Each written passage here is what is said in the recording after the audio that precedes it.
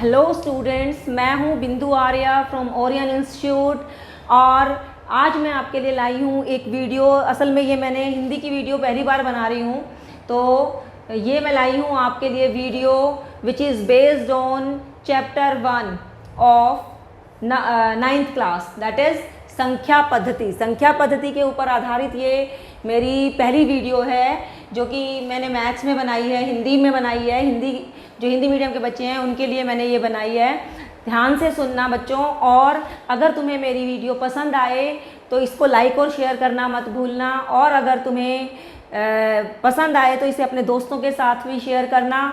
और दूसरी बात कि मेरे चैनल को सब्सक्राइब ज़रूर करना। चैनल को सब्सक्राइब करने से तुम्हें एक फ़ायदा होगा कि जब मेरी अपकमिंग वीडियोस जो होंगी तुम्हें वो उनकी नोटिफिकेशंस मिल जाएंगी, और उसमें आपको जो सब्सक्रिप्शन के साथ में जो बेल आइकन है, बेल का जो बटन है, आपको वो दबाना है, उससे आपको नोटिफिकेशंस मिलेंगी। तो आइए शुरू करते हैं हम अपना चैप्टर संख्या पद्धति। तो संख्या पद्धति शुरू करने से पहले मैं तुम्हें थोड़ा सा इंट्रोडक्शन तुम्हें इसके बारे में देना चाहूँगी, इस चैप्टर के बारे में कि संख्याएँ कितनी प्रकार की होती हैं और उनके एग्जाम्पल्स भी मैं तुम्हें दूंगी। तो सबसे पहले हम देखेंगे कि प्राकृत संख्याएं। प्राकृत संख्याएं कौन सी संख्याएं होती हैं? वो संख्याएं जो 1 से शुरू होती हैं, 1, 2, 3, 4, 5 एंड अप टू इन्फिनिटी जो जाती हैं, जो चलते रहती हैं, उनको हम प्राकृत संख्या कहते हैं। दूसरी है पूर्ण संख्या। पूर्ण संख्या, अगर हम प्राकृत संख्याओं में 0 मिला दें तो ये पूर्ण संख्या बन जाएंगी। यानी जो संख्याएं 0 से शुरू होती हैं उन्हें हम क्या बोलते हैं? पूर्ण संख्या बोलते हैं। तो नेक्स्ट है पूर्णांक। पूर्ण संख्या और पूर्णांक में बहुत फर्क है। अगर हम अपनी पूर्ण संख्या में अपने ऋणात्मक संख्याएं भी मिला दें, ये देखो यहाँ से 0 ऑनवर्ड्स जो ये हैं हमारी, ये सब हमारी क्या है? पूर्ण संख्याएं। और अगर इसमें हम अपनी ऋणात्मक संख्याएं भी मिला दें तो ये क्या हो जाएंगे? पूर्णांक हो जाएंगे। नेक्स्ट है हमारा सम संख्या। सब बच्चों को पता है सम संख्या, हम छोटी क्लासेस से पढ़ते आ रहे हैं कि सम संख्याएं हम उन्हें कहते हैं जो 2 की टेबल में आती हैं, 2 के पहाड़े में आती है, जो 2 से पूरी कट जाती हैं, तो उन्हें हम क्या कहते हैं? सम संख्याएं। 2, 4, 6, 8 एंड सो ऑन। नेक्स्ट है हमारा विषम संख्याएं। विषम संख्याएं वो होती है जो 2 के पहाड़े में, 2 की टेबल में नहीं आती हैं, उन्हें हम विषम संख्या कहते हैं, जो 2 से पूरी नहीं कटती हैं, 1, 3, 5 एंड सो ऑन। नेक्स्ट जो वेरी इंपॉर्टेंट है हमारा, वो है अभाज्य संख्याएं। अभाज्य संख्याएं बहुत काम आती हैं, आगे हमारे 9th में भी आएंगी, ये हमारे 10th में भी काम आएंगी। अभाज्य संख्याएं कौन सी संख्याएं होती हैं? जो सिर्फ, अगर हम सिंपल लैंग्वेज में कहें, लेमन लैंग्वेज में कहें, कि वो संख्याएं जो सिर्फ अपने ही टेबल में आती हैं, यानी सिर्फ अपने ही पहाड़े में आती हैं, उसे हम क्या कहते हैं? अभाज्य संख्याएं। और अगर हम इसकी डेफिनेशन बोलें तो अभाज्य संख्याएं हम उन्हें कहते हैं जिनके 2 गुणनखंड होते हैं। तो वो संख्याएं जिनके 2 गुणनखंड होते हैं, वो संख्याएं जिनके 2 गुणनखंड होते हैं, केवल 2 गुणनखंड होते हैं। कौन से? वो 2 गुणनखंड कौन से होते हैं? एक तो वो खुद, कौन से? खुद वो नंबर, और एक 1। यानी एक तो वो नंबर खुद और एक 1, उसके गुणनखंड है 1। तो ऐसी संख्याओं को हम अभाज्य संख्या कहते हैं। नेक्स्ट है सह अभाज्य संख्याएं। अब देखो, अभाज्य और सह अभाज्य में कुछ भी कॉमन नहीं है। सह अभाज्य संख्याओं का अभाज्य होना बिल्कुल ज़रूरी नहीं है। देखो, 2 भाज्य संख्याएं भी सह अभाज्य संख्याएं होती हैं। तो ये युग्म में चलती हैं, पेयर में चलती हैं। जैसे कि एग्जाम्पल लो, 14 और 15, ठीक है? 14 भी अभाज्य संख्या नहीं है और 15 भी अभाज्य संख्या नहीं है। अच्छा, इससे पहले मैं तुम्हें अभाज्य संख्याओं के थोड़े उदाहरण दे दूँ, वो मैंने नहीं देना भूल गई। तो कौन कौन सी संख्याएं हैं जो हमारी अभाज्य संख्याएं हैं? वो है 2, 3, 5, 7, 9 नहीं है। क्यों? 9 3 की टेबल में भी आता है, 9 की टेबल में भी आता है, 1 की टेबल में भी आता है। तो 9 हमारी अभाज्य संख्या नहीं है। 11, 13, 15 नहीं है, 17, 19, 21 नहीं है, 23 एंड सो ऑन। तो जो 2 है 2 सबसे छोटी अभाज्य संख्या है, राइट। और ये सिर्फ अकेली ऐसी अभाज्य संख्या है जो कि सम संख्या है, इसके अलावा सारी अभाज्य संख्याएं विषम संख्याएं हैं। ओके, अब आते हैं हम सह अभाज्य संख्याओं पे। सह अभाज्य संख्या जैसे मैंने तुम्हें बताया 14 और 15। 14 और 15 दोनों ही अभाज्य संख्याओं में नहीं आती, ये अभाज्य संख्याएं नहीं हैं। लेकिन 14 और 15 में कुछ कॉमन है। 14 का गुणनखंड करें तो ये आ जाएगा 1, 2 और 7, और 15 का गुणनखंड करें तो 1 तो सबका होता ही है, 3 और 5। तो देखो इनके गुणनखंडों में कुछ भी कॉमन नहीं है 1 के अलावा। तो वो दो नंबर, वो दो संख्याएं जिनमें 1 के अलावा कोई भी और गुणनखंड कॉमन ना हो, उभयनिष्ठ ना हो, उन्हें हम क्या कहते हैं? सह अभाज्य संख्याएं कहते हैं। ठीक है, अब देखेंगे भाज्य संख्याएं। भाज्य संख्याएं कौन सी होती हैं? भाज्य संख्याएं वो होती हैं इसके ऑपोजिट, अभाज्य संख्याएं के विरोध में कौन सी होती हैं? भाज्य संख्याएं। भाज्य संख्याएं कौन सी होती हैं? वो संख्याएं जिनके 2 से अधिक गुणनखंड हों, उन्हें हम भाज्य संख्याएं कहते हैं। तो हम कहेंगे वो संख्याएं जिनके 2 से अधिक गुणनखंड होते हैं, 2 से अधिक गुणनखंड हों, उन्हें सह अभाज्य संख्याएं कहते हैं। उन्हें भाज्य संख्याएं कहते हैं। ओके, नेक्स्ट वेरी इंपॉर्टेंट, क्या? परिमेय संख्याएं। परिमेय संख्याएं किन्हें कहते हैं? वो संख्याएं जिन्हें हम p/q के रूप में लिख सकते हैं, उन्हें हम परिमेय संख्याएं कहते हैं। तो ये सब संख्याओं को हम p/q के रूप में लिख सकते हैं, p/q के रूप में लिख सकते हैं। कैसे? सबके नीचे 1 लगा सकते हैं हम, तो ये क्या हो जाएंगी? ये सभी परिमेय संख्याएं हैं। अपरिमेय संख्याएं किन्हें कहते हैं? जिन्हें हम p/q के रूप में नहीं लिख सकते, जिन्हें हम p/q के रूप में नहीं लिख सकते, उन्हें हम क्या कहते हैं? उन्हें हम अपरिमेय संख्याएं कहते हैं। और परिमेय संख्याओं को p/q के रूप में लिख सकते हैं। तो वो संख्याएं जिन्हें हम p/q के फॉर्म में लिख सकते हैं, परिमेय संख्याएं कहते हैं। सारी 9th क्लास कहे चैप्टर 1 तो इसी के ऊपर बेस्ड है।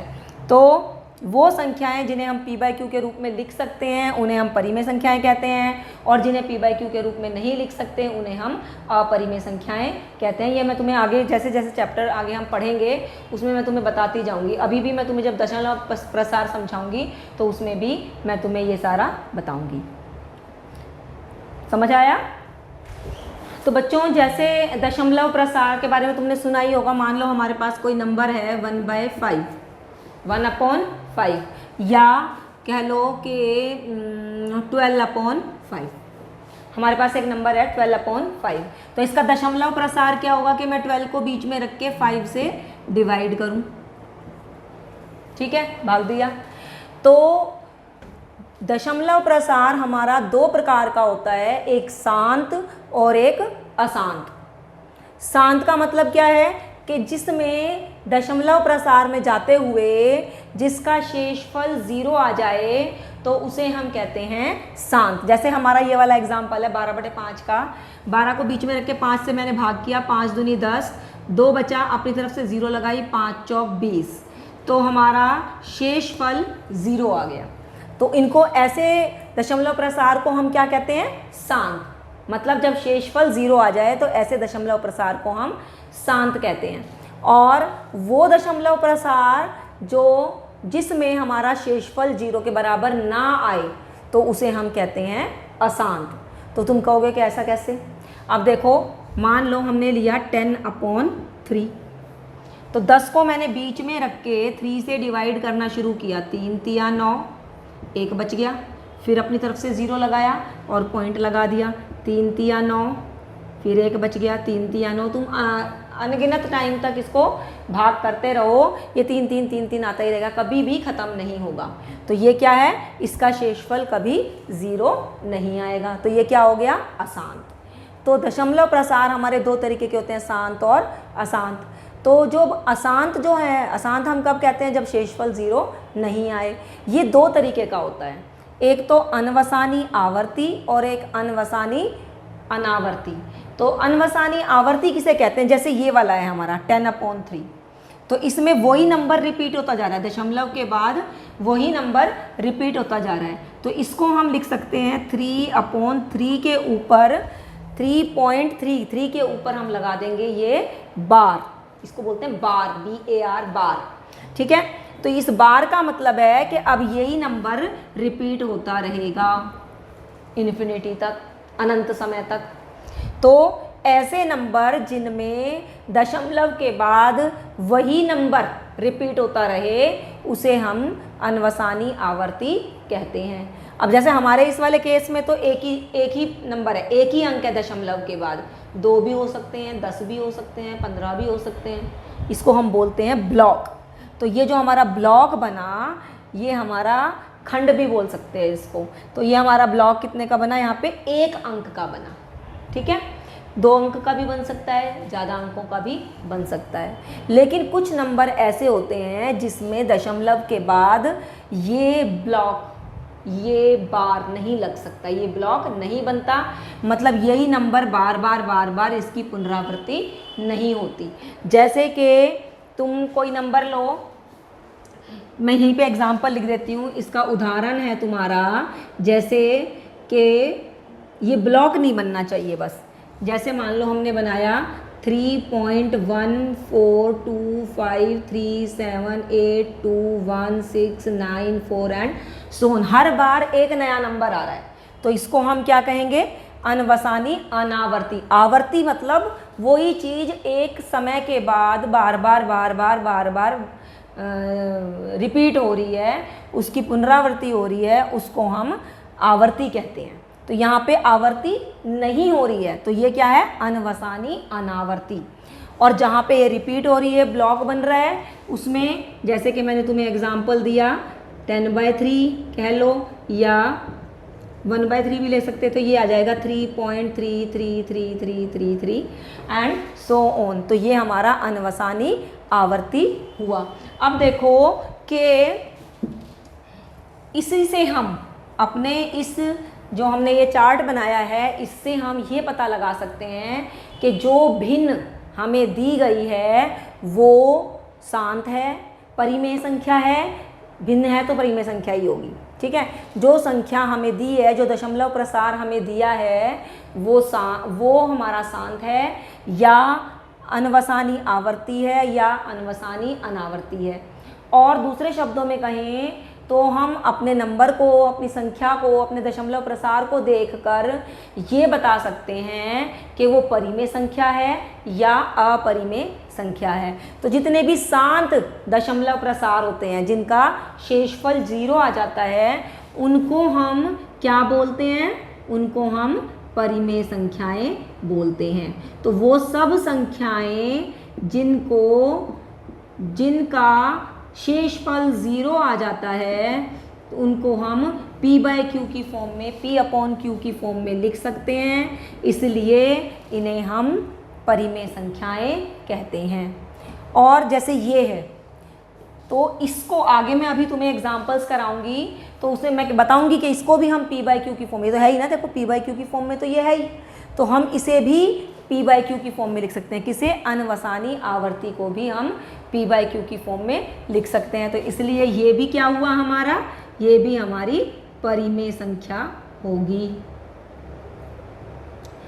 और अगर हम इधर देखें, अनवसानी अनावर्ती को हम P/Q के रूप में नहीं लिख सकते, इसे हम कभी भी P/Q की फॉर्म में नहीं लिख सकते। तो इसलिए ये क्या होंगी, ये अपरिमेय संख्याएं होंगी।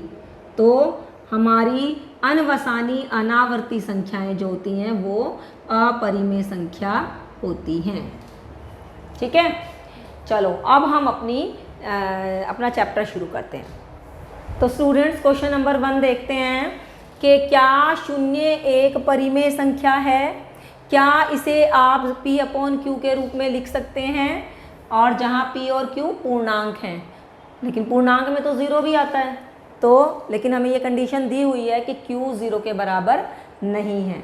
तो हमें ये बताना है कि क्या 0 एक परिमेय संख्या है। परिमेय संख्याएं कौन सी होती है, जिनको हम P/Q के रूप में लिख सकते हैं। तो इसका सॉल्यूशन क्या होगा कि हाँ 0 एक परिमेय संख्या है, 0 एक परिमेय संख्या है। कैसे? परिमेय संख्याएं कौन सी होती हैं, जिनको हम P/Q के रूप में लिख सकते हैं। तो हमने इसको P/Q के रूप में लिखना है, तो 0 को हम 0/1 लिख सकते हैं। ठीक है, तो 0 को हम क्या है 0/1 लिखेंगे। 0 के नीचे कोई भी नंबर आ जाए तो ये तो 0 ही हो जाएगी। आप 0/2 लिख दो, 7 लिख दो, कुछ भी लिख दो, तो 0 के नीचे कोई भी नंबर आ जाए तो वो 0 ही हो जाता है। तो इसलिए हम कहेंगे हाँ 0 एक परिमेय संख्या है, और इस तरह से हम इसका आंसर दे सकते हैं। चलिए क्वेश्चन नंबर 2 देखते हैं। तो बच्चों हमारा प्रश्न 2 क्या है कि 3 और 4 के बीच में 6 परिमेय संख्याएं ज्ञात कीजिए। हम कहेंगे 3 और 4 के बीच में तो एक भी संख्या नहीं है, 6 तो क्या एक भी संख्या नहीं है।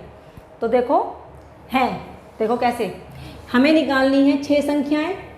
तो हम क्या करेंगे, 6 में 1 जोड़ेंगे, कितना हो जाएगा 7। अब 3 और 4 दोनों को पकड़ेंगे और दोनों को 7 से गुना भी करेंगे और भाग भी करेंगे। ये क्या हो जाएगा 7 या 21 बटे 7। 4 को भी 7 से गुना भी करेंगे और भाग भी करेंगे। ये कितना हो जाएगा 4 7 28/7। तो हमारे पास 21 बटे 7 और 28 बटे 7 है। इसके बीच में हम आराम से 6 परिमेय संख्याएं निकाल सकते हैं। तो हम लिखेंगे कि 6 परिमेय संख्याएं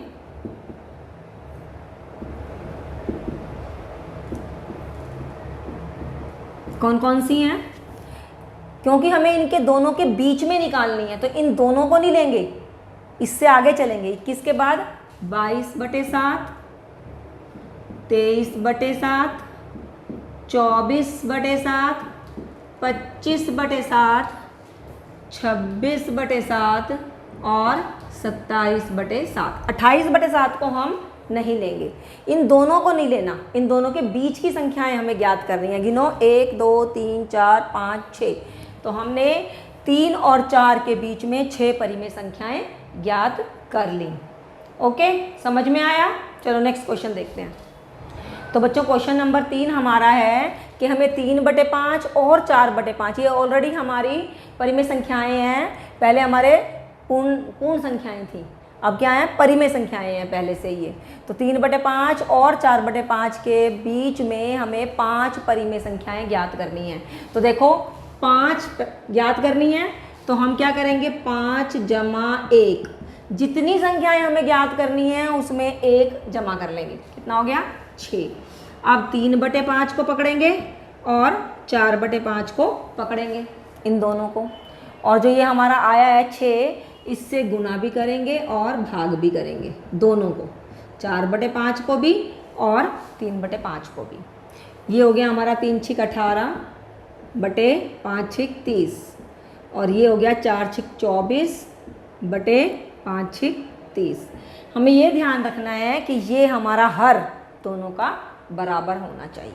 ठीक है, तो अब हमें 18 बटे 30 और 24 बटे 30 के बीच में 5 परिमेय संख्याएं निकालनी है। तो हम लिखेंगे 5 परिमेय संख्याएं कौन कौन सी हैं, इन दोनों को नहीं लेंगे, इन दोनों के बीच की संख्या निकालनी है। तो 18 के बाद 19 बटे 30, 20 बटे 30, 21 बटे 30 और 22 बटे 30 और 23 बटे 30, बस 24 बटे 30 नहीं। 1 2 3 4 5, ये दोनों संख्याएं हमें नहीं लेनी, इनके बीच की लेनी है। तो ये 5 परिमेय संख्याएं इन दोनों के बीच की परिमेय संख्याएं हैं।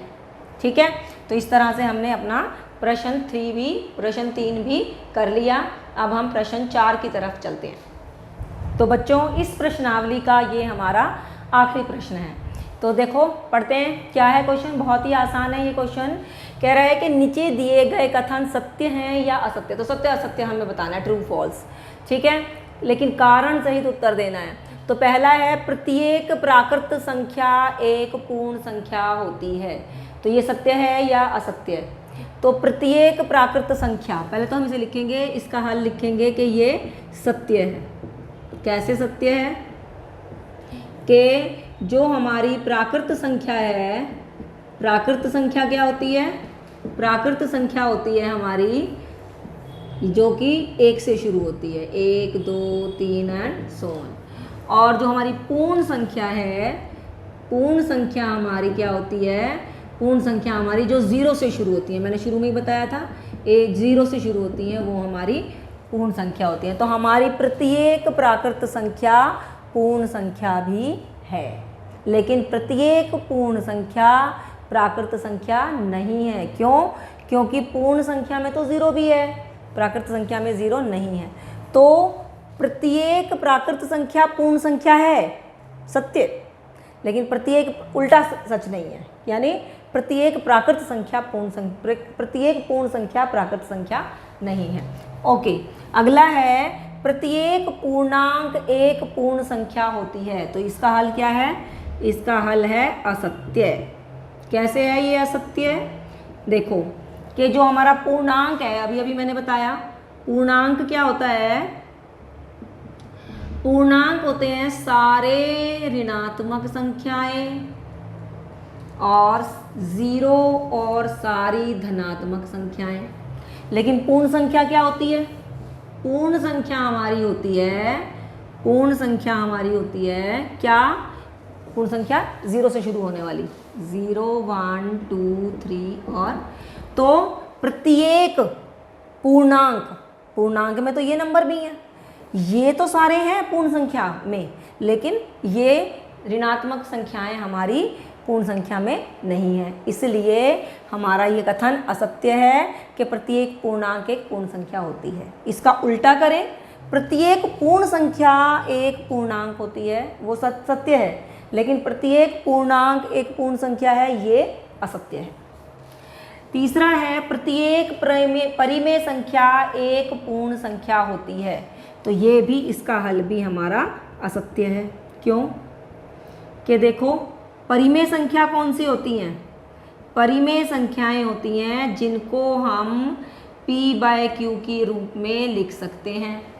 तो हमारी सारी संख्याएं p/q में लिखी जा सकती हैं, लेकिन अगर हम लिखें 2/3, ये भी हमारी परिमेय संख्या है, लेकिन ये हमारी पूर्ण संख्या नहीं है।